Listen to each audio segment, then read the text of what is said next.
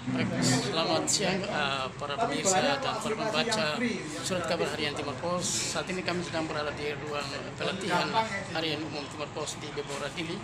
Ini adalah para peserta pelatihan mengenai digital, media digital yang saat ini telah menjadi tren di dunia media massa.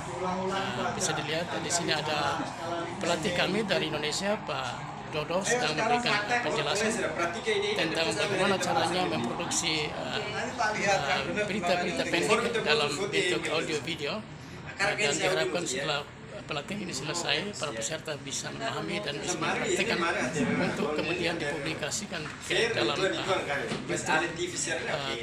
Timor Pos dan bisa melayani informasi-informasi penting dalam dunia digital, terutama apa saja yang terjadi di Timor Leste. Ini adalah para peserta kami, mereka adalah wartawan surat kabar juga dari wartawan YouTube yang selama ini telah berusaha untuk memperkenalkan berita-berita kami jaringan digital.